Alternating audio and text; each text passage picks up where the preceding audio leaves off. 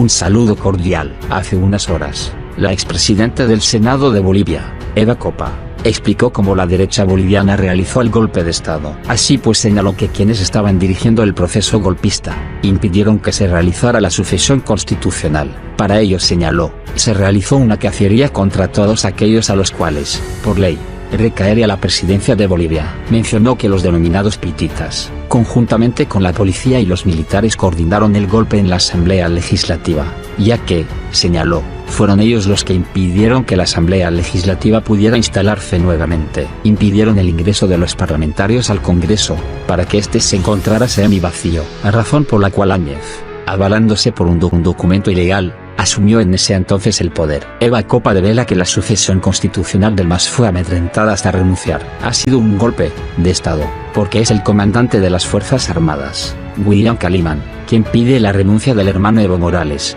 dijo Eva Kopa a La Razón Radio. En noviembre de 2019, luego de la renuncia del entonces presidente Evo Morales, el gobierno en ciernes de Jeanine Áñez y sus seguidores amedrentaron, atacaron y obligaron a los legisladores de línea de sucesión constitucional a renunciar.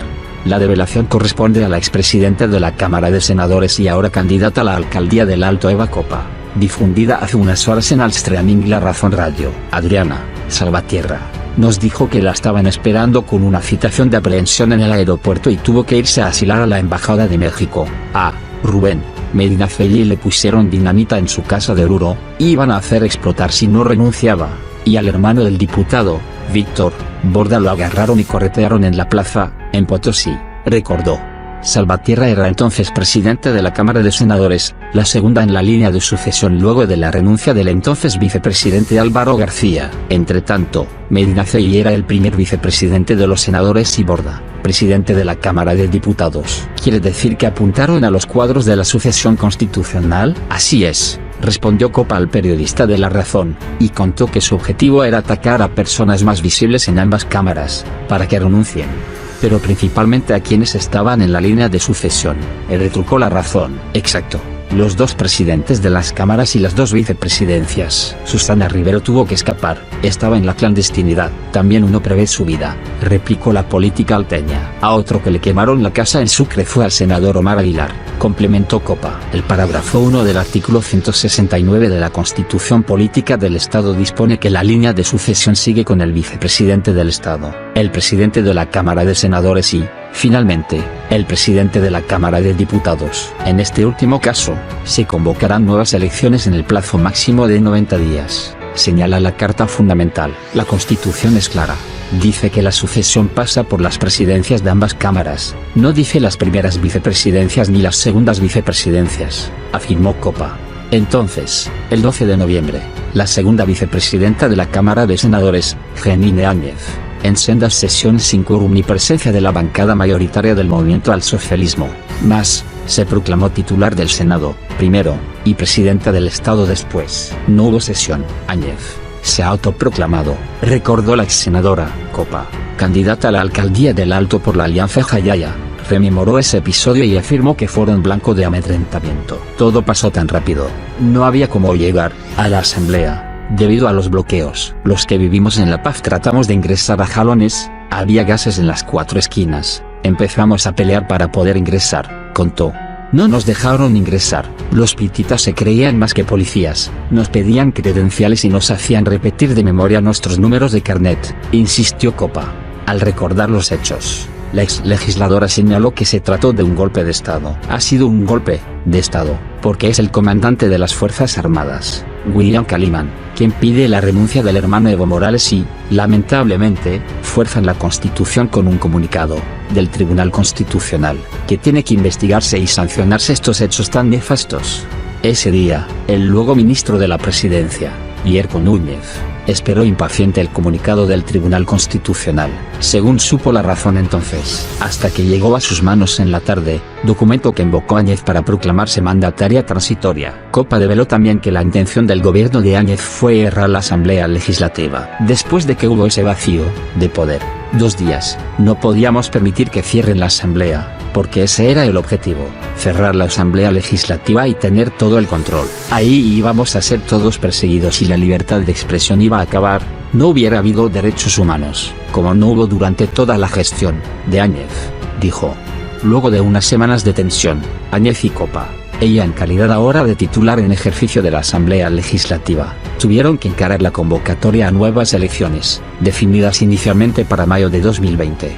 El acuerdo implicó una serie de cuestionamientos a la legisladora del MAS, a la que se indicaron de traicionar a su partido y al pueblo. Este viernes, Copa se defendió señalando que había gente que estaba siendo perseguida, que había que actuar para frenar esos extremos. La única forma de salvar la democracia era yendo a una elección y que ellos, los del gobierno transitorio, no se queden mucho tiempo en el poder, remató. ¿Qué hacía Eva Copa el 12 de noviembre de 2019 cuando se autoproclamaba Yanine Áñez sin sesión previa, con militantes solamente de demócratas y algunas de la bancada de algunos legisladores de la bancada de Unidad Nacional, y sin quórum, sin la presencia del partido cuyos 2/3 no sirvieron para nada en ese día, como es el Movimiento al Socialismo? ¿Qué hacíamos? Sí, ese día, el 12 de noviembre de 2019. Mira, en kilómetro cero había 3 rondas de seguridad. Estaban los militares, los policías y los pititas, los que estaban con cascos blancos. Sacaron una convocatoria de la noche a la mañana. Nuestros legisladores estaban en provincia porque todo pasó tan rápido, no había cómo llegar por los bloqueos y otras cosas. Los que vivíamos en La Paz tratábamos de ingresar, pero era todo una jalones, había gases en las 4 esquinas, nos empezábamos a pelear ahí para poder ingresar, no nos dejaron ingresar. Los pititas se creían más que policías, nos pedían las credenciales, nos hacían repetir de memoria nuestro número de carnet, nos han escultado nuestras bolsas. Era terrible, ¿no? Y ya cuando pasó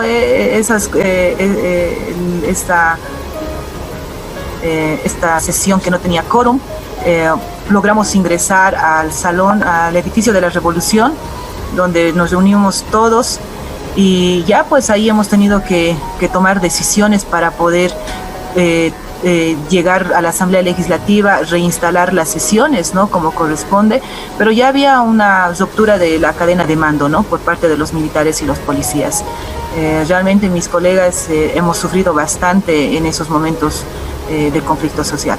¿Considera Eva Copa de que fue un golpe de Estado, considerando de que el órgano que debería haber resuelto la sucesión constitucional es precisamente la Asamblea Legislativa, el órgano legislativo a través de sus 2 cámaras? Sin embargo, en la primera sesión, cuando no eligieron, ante la ausencia de masistas, de legisladores masistas, la señora Áñez se proclamó presidenta de la Cámara de Senadores, siendo vicepresidenta de la Cámara de Senadores, ante la renuncia tanto a la sucesión como también a la presidencia de la Cámara de Senadores de Adriana Salvatierra. ¿Considera usted que fue un golpe de Estado porque no se han cumplido, por lo menos en el criterio de los detractores de Yanine Áñez, las normas constitucionales como para instituir un nuevo gobierno transitorio? Bien lo mencionabas tú, que la Constitución es clara, ¿no? Y la Constitución dice que la sucesión pasa por las presidencias de ambas cámaras, ¿no? Dice las primeras vicepresidencias, no las segundas vicepresidencias, ¿no? No había el quórum correspondiente, se ha autoproclamado, el conflicto social estaba creciendo mucho más, no respondían los militares ni los policías a legisladores que han sido elegidos por el voto popular, por el voto democrático del pueblo boliviano. Y ha sido un golpe porque es el comandante de las Fuerzas Armadas la cual pide la renuncia del hermano Evo Morales, y lamentablemente forzan la Constitución con un comunicado que hasta el día de hoy tiene que investigarse, ¿no? Tiene que hacerse la investigación y sancionar por estos hechos tan nefastos que hemos vivido.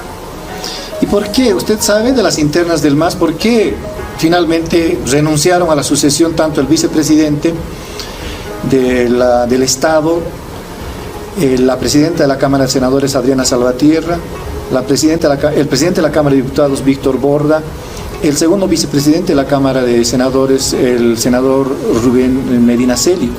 Finalmente, obviamente, ya no había más posibilidades de sucesión con otras representaciones del MAS.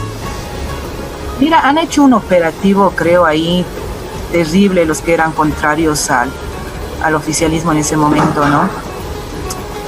Adriana nos dijo que la estaban esperando con una citación de aprehensión en el aeropuerto y tuvo que irse a la Embajada de México a asilarse. Medina Celis, en Oruro, le pusieron dinamitas en su casa y iban a hacerla explotar si no renunciaba. Al diputado Borda, al presidente de la Cámara de Diputados, lo agarraron a su hermano y lo hicieron corretear toda la plaza. No recuerdo muy bien si estaba, bueno, pues lo han golpeado para hacerlo escapar y bueno, pues para que renuncie el compañero, ¿no? Quiere decirme que apuntaron a los cuadros de la sucesión constitucional con esta presión. Así es, porque agarran a la presidenta de la Cámara de Senadores, porque eso es lo que ellos nos dijeron, ¿no? De que le mostraron una citación de aprehensión, que la estaban esperando en el aeropuerto y por eso ya no abordó, que se fue directamente a la Embajada de México, ¿no? Del diputado Borda, del presidente de la Cámara de Diputados, lo han secuestrado a su hermano y lo han hecho corretear toda la plaza de Potosí. Y tuvo que renunciar porque es su hermano. El senador Medina Celis pusieron dinamita en su casa, lo obligaron a renunciar porque si no se iban a hacer explotar las dinamitas. Al senador Omar Aguilar, en Chuquisaca, quemaron su casa. Y así fueron agarrando a diferentes personas más visibles de ambas cámaras y bueno, los estaban persiguiendo para poder, para hacer que renuncien, ¿no? Pero principalmente a quienes estaban en la línea de sucesión. Exacto, por lo que nos cuenta. Los dos presidentes de ambas cámaras y las dos vicepresidencias. Susana Rivero tuvo que escapar, estaba en la clandestinidad, ¿no? Y bueno, pues también uno prevé su vida, ¿no? Ahora, cierto, ¿cómo llega Eva Copa a la presidencia de la Cámara de Senadores? Porque es cierto, después de un día, 2 días de zozobra, tanto en el país como en los mismos órganos ejecutivo como legislativo, ha tenido que más o menos normalizarse la situación y usted finalmente participó de la promulgación de la ley de convocatoria a elecciones y algunos la acusan de haber regularizado, institucionalizado un gobierno irregular. Bueno, es bien fácil acusar, ¿no? Bien fácil en esos momentos, ahora criticar, ¿no? A mí me hubiera gustado que esas personas también pues hablen en ese momento, cuando estábamos en conflictos sociales, cuando la gente estaba ya siendo detenida, torturada en diferentes lugares. Después de que ha habido ese vacío, nosotros no podíamos permitir que se cierre la asamblea, porque ese era el objetivo, ese era el siguiente paso, cerrar la asamblea legislativa y tener todo el control. Y ahí íbamos a estar totalmente todos perseguidos. Ahí la libertad de expresión realmente iba a acabar, iba a culminar, no iba a haber derechos humanos, como ha habido durante casi toda la gestión en que ellos han estado, ¿no? Hemos tenido que restituir ambas cámaras, la Cámara Alta y la Cámara Baja. Nos hemos puesto fuertes pese a todas las amenazas que nos han hecho de detenernos, de perseguir a nuestras familias, de acusarnos, nos han inventado procesos, pero hemos continuado. La única forma de devolver la democracia a nuestro país era yendo a una elección y dejar de que ellos no se queden mucho tiempo en el poder. La Constitución dice 3 meses y es por eso que hemos impulsado que haya las elecciones para que pueda volver la democracia a nuestro país. ¿Pudo hacer algo más, valga la cacofonía, porque para conformar este gobierno transitorio tuvieron que reunirse embajadores, la Unión Europea, Brasil, representantes que en ese momento habían tomado cierta legitimidad con estas elecciones anuladas, tanto de unidad nacional, de comunidad ciudadana, en una reunión clandestina fuera de la Asamblea Legislativa en la Universidad Católica? En esa reunión yo no estaba partícipe. En esa reunión ha estado Adriana Salvatierra, Susana, creo, y otras exministras, que no recuerdo el nombre. Yo he ido a las mesas de negociación cuando he asumido la presidencia y bueno, pues ahí se estaba discutiendo mucho los temas de los salvoconductos y del tema de la pacificación. En el tema de la pacificación era el tema de la liberación de nuestros detenidos porque estaban siendo torturados se nos estaba acusando de sedición y terrorismo. Algunos inmediatamente les estaban ya haciendo su sentencia. Bueno, este tema yo creo que ya tienen que empezar con las investigaciones, porque hasta el día de hoy no vemos nada, ¿no? Pero ha sido un momento muy duro para la gente más humilde, porque los agarraban sin ningún tipo de discriminación, sin ningún tipo de explicación, y los metían adentro y los empezaban a torturar, y las familias venían y nos decían, miren, lo han agarrado, no parece 3 días, 4 días, y ya eso nos causaba a nosotros mucha preocupación. Es por eso que hemos empezado a hacer las mesas de negociación junto a las Naciones Unidas, Unión Europea, la Iglesia Católica, y ahí hemos estado 2 senadores, mi persona, y el ex ministro de la presidencia, que en ese entonces era Jerjes Justiniano. Él es, y con él vamos y le decíamos, liberan a los detenidos, porque también vinieron los de derechos humanos ahí para ir a ver cómo estaba. Había una persona que denunció al salir que le habían quitado incluso las uñas, ¿no? Por eso nosotros hemos pedido que venga la Corte Interamericana de Derechos Humanos a hacer estas investigaciones para que cese la violencia. Y miren, esas cosas no aparecen. Eso es a mí lo que más me preocupa. Y entre esas cosas que no aparecen, muchos medios de comunicación no han informado, digamos, en el lugar de los hechos, o por lo menos lo que había ocurrido en Sacaba y Sencata. La Asamblea Legislativa ha emitido un informe en el que se señala como responsables a la expresidenta Yanine Áñez, a los exministros Fernando López y Arturo Murillo, además de quienes han firmado el decreto 4078, con el que las Fuerzas Armadas y la policía actuaron de manera impune, porque la ley les decía que no tendrán consecuencias penales estas actuaciones.